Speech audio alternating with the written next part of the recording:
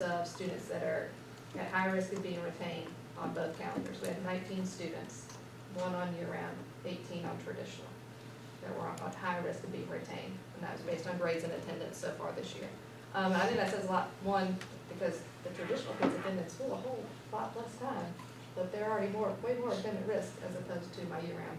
Again, some of that, I think Dr. Williams right, is self-selecting, who selected to choose and chose that calendar and who didn't. But I do think it's definitely having an impact on our students' learning. We had 10 kids come in for remediation camp over the intercession. That was great. One of my teachers, our STEAM coach, and several of my traditional calendar staff also work to support them, and I think that's going to pay dividends.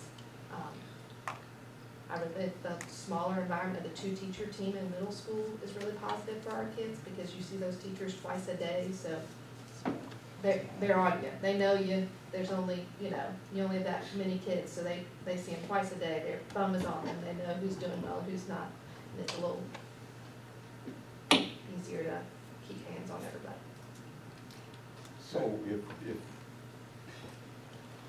you were to take the whole school, I mean, how would you convince the majority of the parents?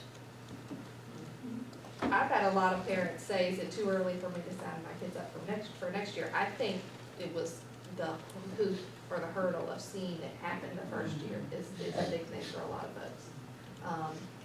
I think in the involvement of parents, more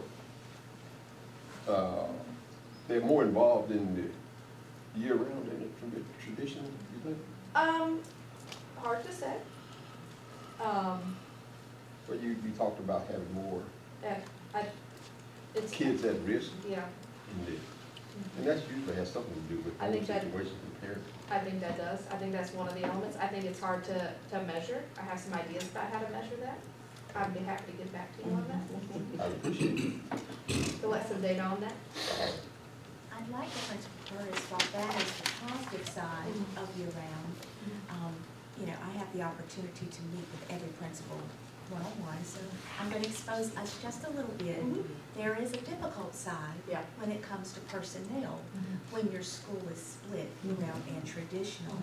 Would you just speak very briefly to that difficult side? Absolutely. So my 4 teachers that are on the year-round calendar love it and just they really enjoyed it so far.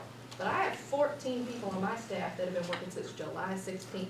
They're traditional calendar staff that work extended summer employment. I'm really worried about them and their burnout because they haven't had that break. And they are the heart and soul of my school. There are those encore teachers that are doing that STEAM. Those are my EC teachers that are supporting our kids that have IEPs.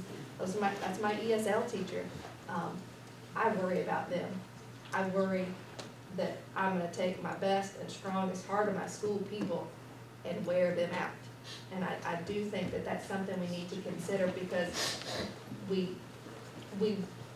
saying the benefits of the calendar for these teachers, but only 4 of them are actually experiencing that benefit. Because the rest of them are still working on a traditional calendar, but did extended employment this summer to support those kids during that time. I was gonna wait until the last teacher would come up and then I would explain the method to the madness. But that's why I asked that question. Are you confident? Are you confident, the principal himself and your staff? If we have some doubts or something that we know we need that would benefit us, I say it. Help me fill my vacancies and take You me understand year-round. But you understand what Just like that. We're going to speak it into existence. I have a daughter that's in elements, and she went from a traditional in Guilford to year-round, and that's all she talked about. I mean, I listen to stuff every day, or every night, rather. I'm telling you, everyone It's loves fabulous. their calendar, but the impact on having both under the same roof is that there are some people who are on both, living in both worlds.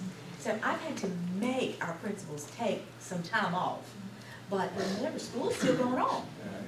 And so we now are trying to figure out the ways to help make sure those people get some time to have their summer vacation at some point in the year.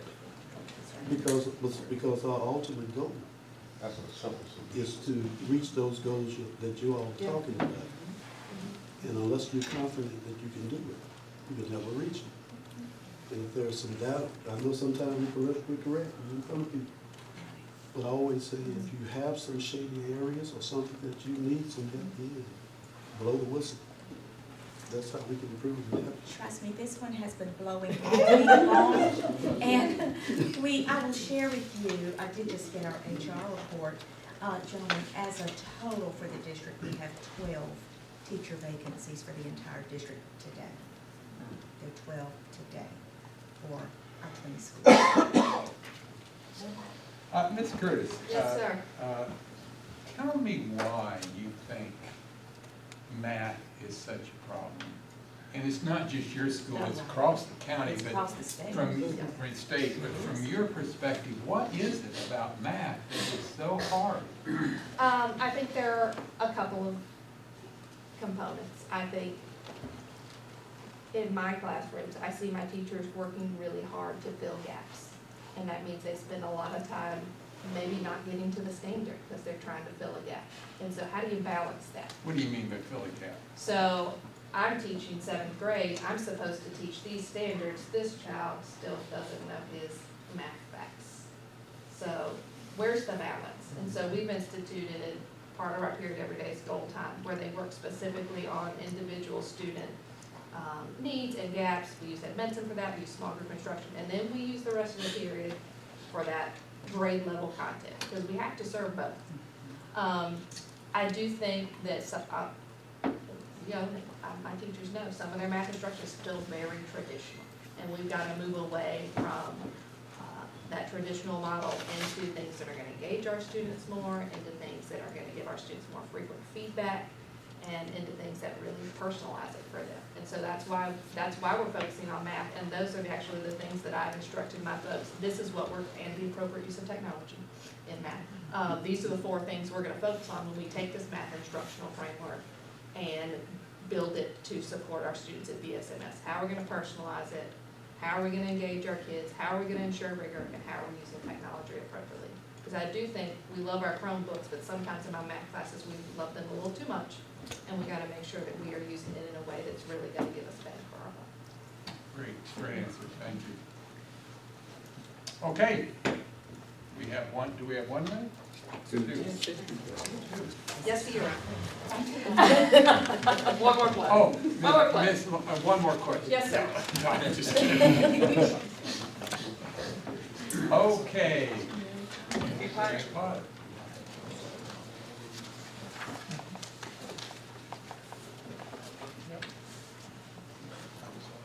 Good evening. Good evening, everyone. Brenda Williamson, the new principal at Mary Potter Middle School. I am not new to Mary Potter, as you all know. I'm in my 4th year, and I spent 3 years as an assistant principal. And so, we're in a unique situation this year at Mary Potter, but we have some clear goals set and some clear actions that we are striving to implement.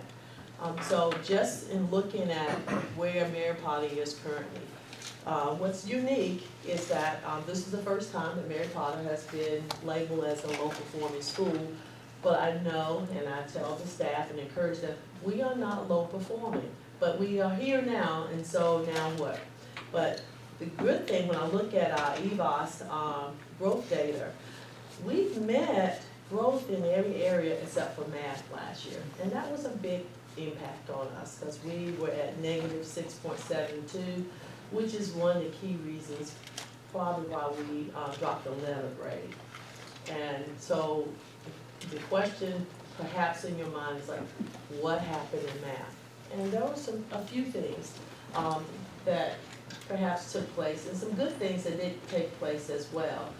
We did have a brand new staff member in 8th grade math class, and there were some concerns in there for us, using research-based strategies, and so that's why that's a big action for me this year, to make sure there's good evidence of that taking place in the year. But also, this was the first year that, last year was the first year that the Math 1 students were not included in the 8th grade math scores.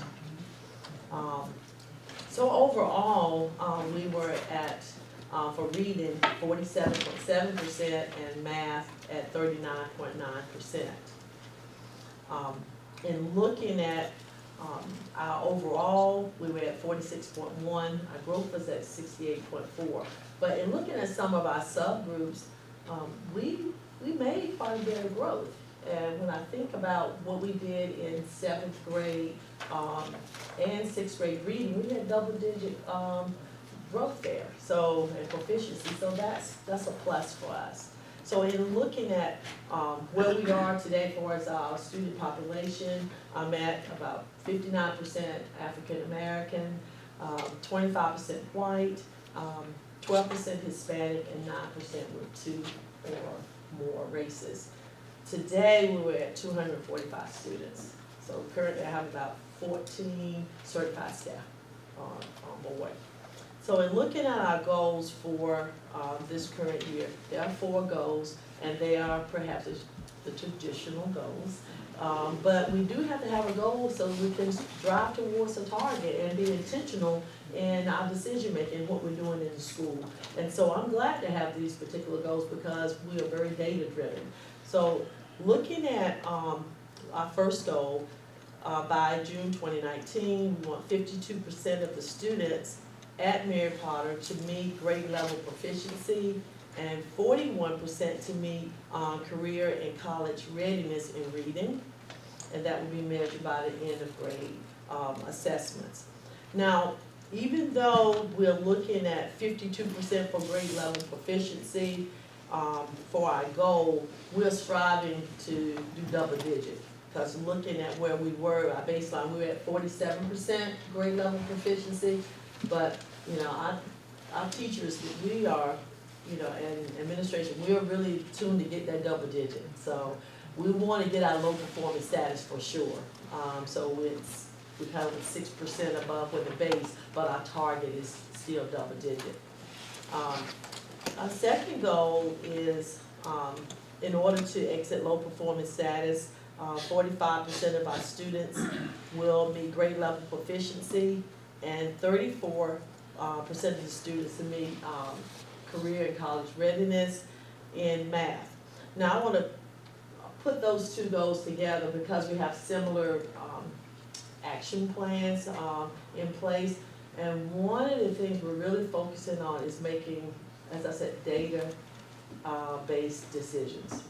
A question came up today about RAM period and why I felt that, you know, I wanted to stop doing that. And one of the key reasons is it sounds really good in theory, but just as with any play, if you don't monitor it very closely and see what's working and what's not working, I just didn't want us, and nor the leadership team, want us to just be doing it just for the sake of doing it. Now, we do have an intervention block, but with the teacher input, as well as with some parent input, we place that at the, like doing our patio time and doing the afternoon block. So we take 25 minutes out of that, and we've already identified those students, and we pull our EC teacher during her time, she's planning. She said, I want to jump in. And so there's a lot more collaboration taking place. It's not just the grade level teachers in math or reading making those decisions. We pull the 2 EC specialists on board to help us make decisions about our students, because the teachers do know the students better than I do. I know them, but they work with them every day. So those intervention blocks are working.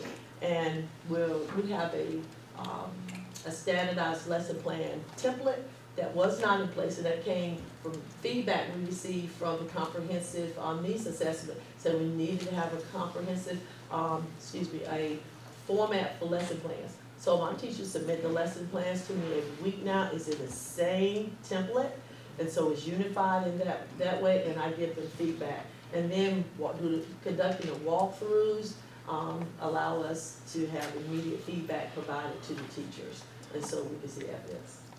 Good. All right. Okay. Questions? Board members? Ms. Williams, will you complete my question? Oh, am I confident? Yes. Oh, absolutely. I believe I have the best team ever. I have the pleasure of working with the staff for several of them for the past 3 years. And I know a lot of their strengths, and I know where some of their gaps are. And so having these heart-to-heart and letting them, you know, be more transparent, so how can I better support you? That makes a big difference. And so we are digging into the data more than we ever have before.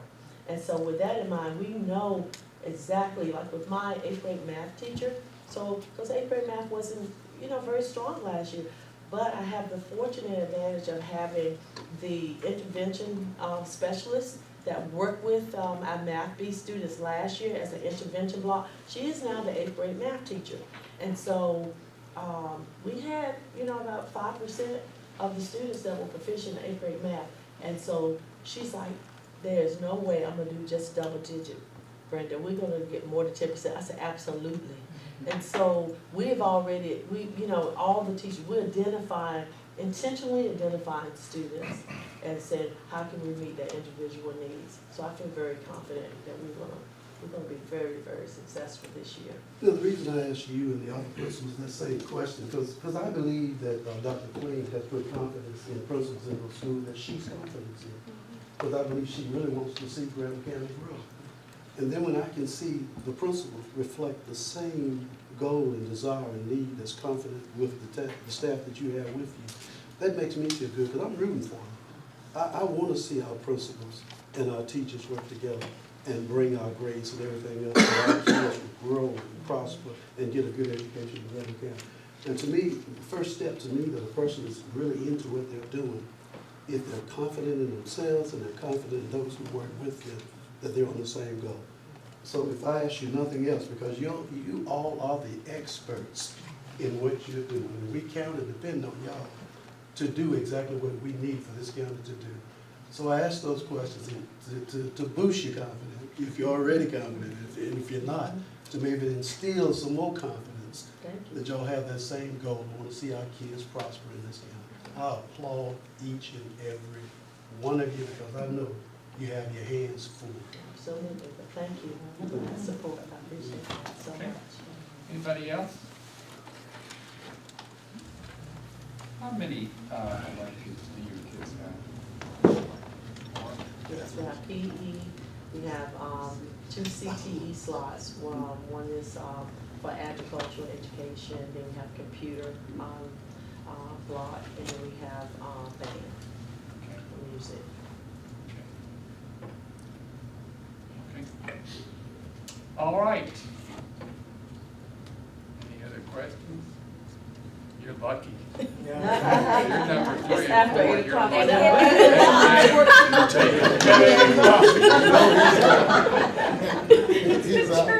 All right, so thank you. Good job. Thank you, Brenda.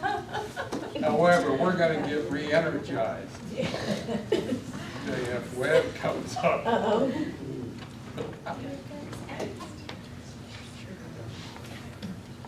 It's really true, isn't it?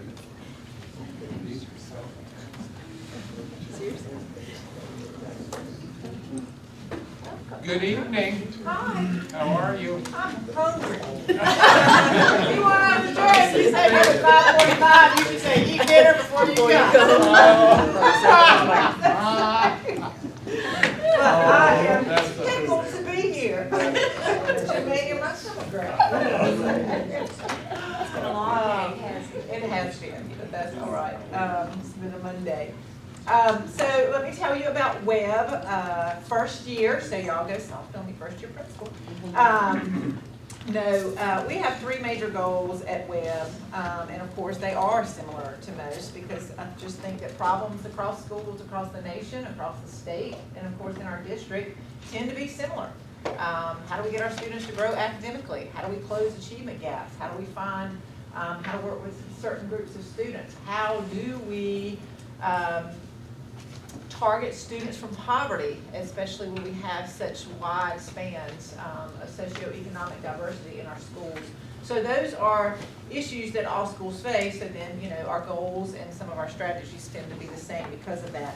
But our first goal focuses on academic performance, targeting all our areas, and we use the ESSA goals for most, and for some actually set them a little higher than the ESSA goals for those. Dr. McLean, maybe set my graduation cohort rate a little bit higher than the ESSA goal. So we did go with those, and so we're also looking at college and career ready in those goals, in those targets as well. So they're all listed in the goal plan, and we've shown trends in biology up the past 4 years. Steadily, our biology percentage has gone up. Our English scores took a large dip down last year.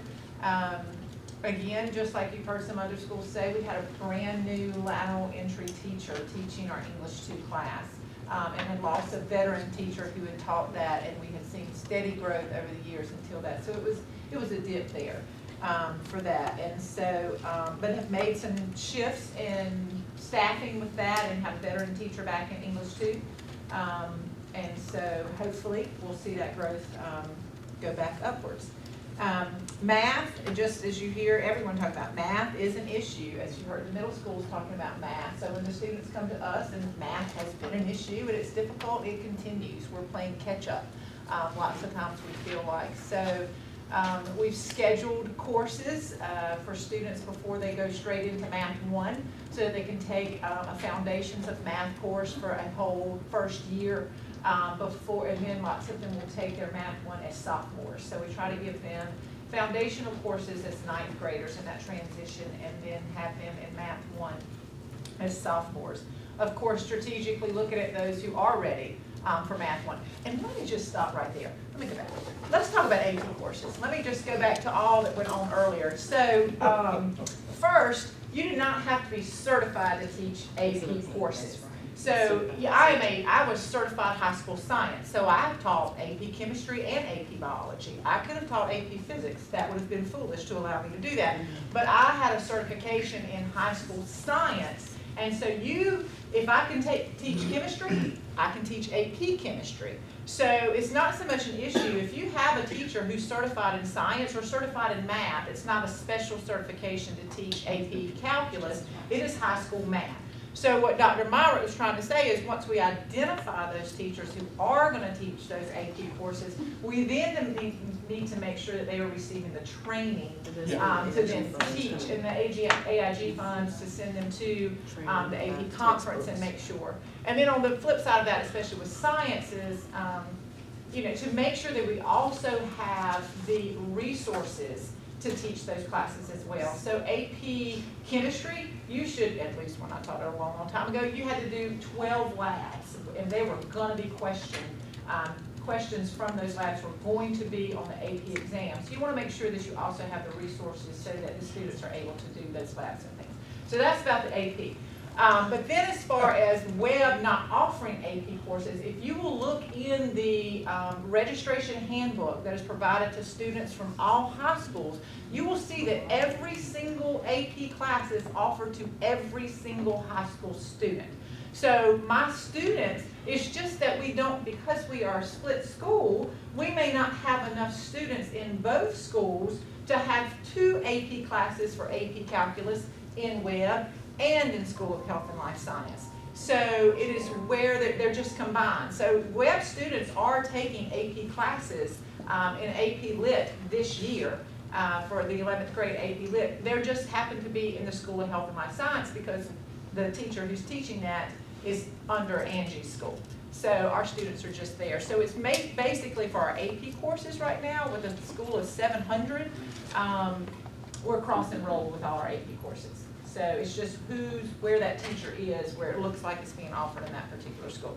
So, no, I don't have much more to say. I am blasting on here. You're the last one. So I'm the last one? It's after 8 o'clock. I'm sorry. 8:30. We're hungry.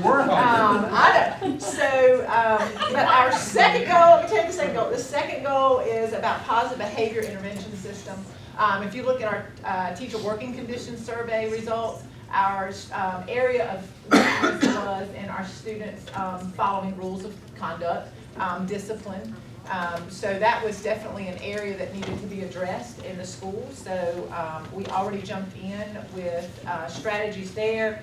Coming on board, I read the handbook, you know, and so much is derived from school board procedures and policy. We're consistent across all high schools.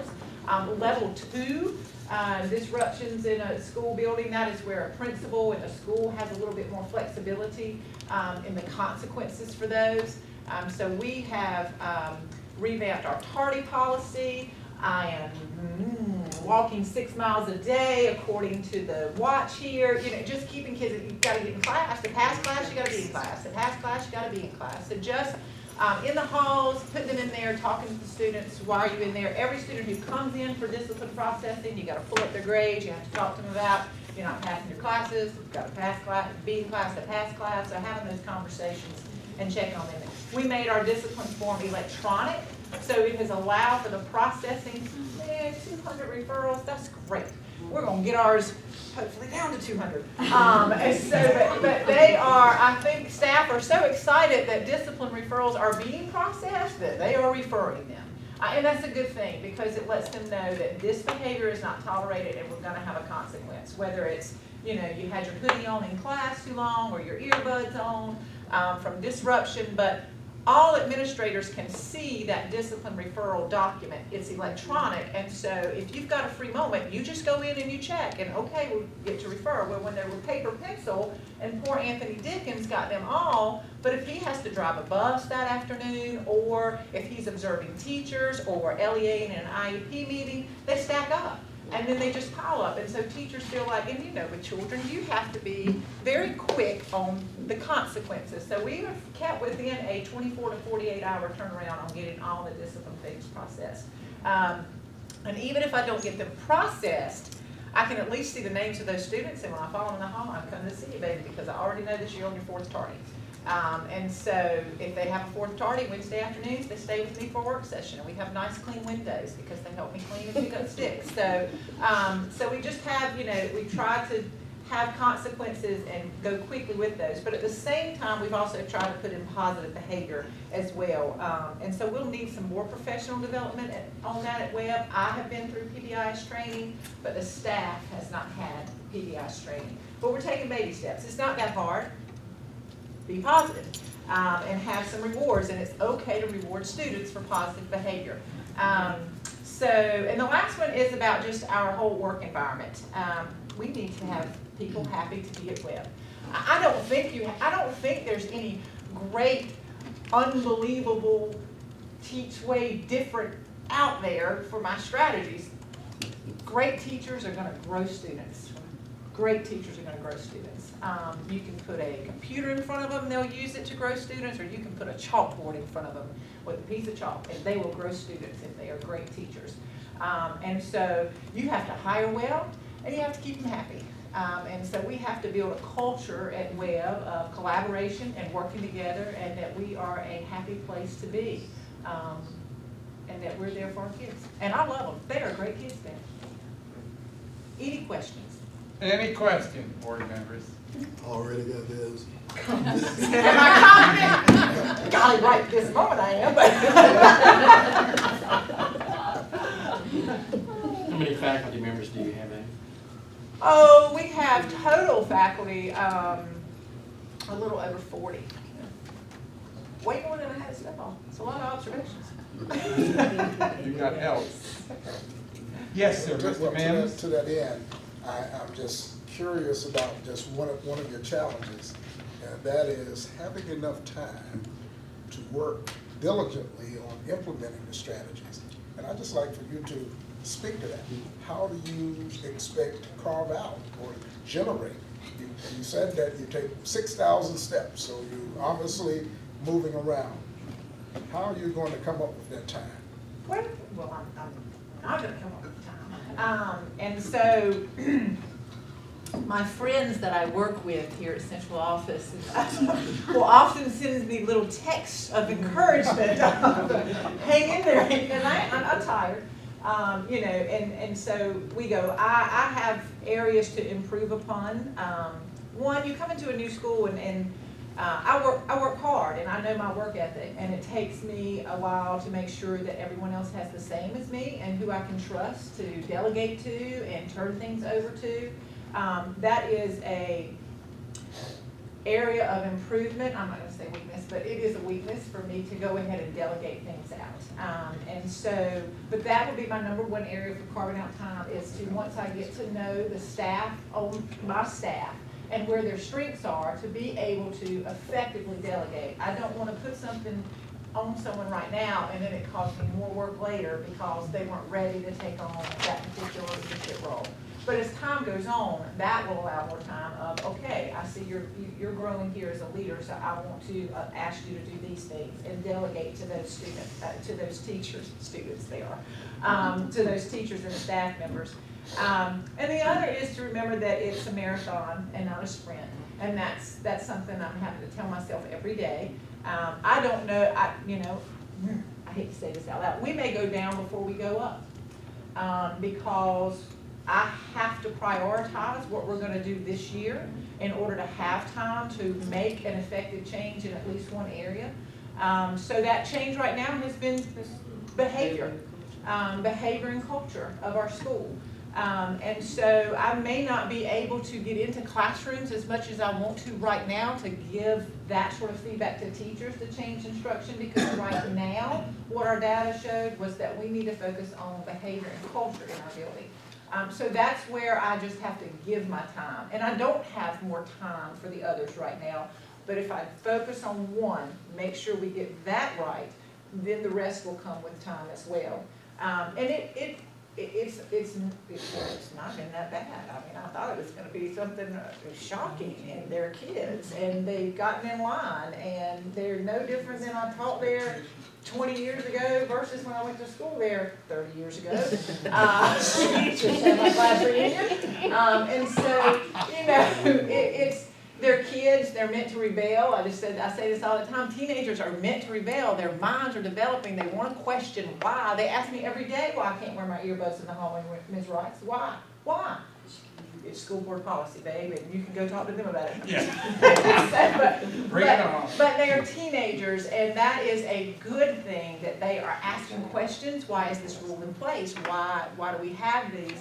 So you just have to listen to them and talk to them and then put things in place and just tell them why as much as you can. But the easiest answer to tell them is to pass class, you have to be in class. So the tardy policy was easy, and getting students on time. So I don't have much time to give to any one particular area. We're spread pretty thin, but we're gonna try to prioritize and do it well. Thank you. Great. Other comments? What do you think your level of buy-in is right now between students and staff? They know there's a new principal in there. Are they buying into what you're doing? Or are they meeting you at every turn resisting? Oh, no, there hasn't been resistance. I would say, this is really hard. Because I don't want to judge anything that's been done in the past, as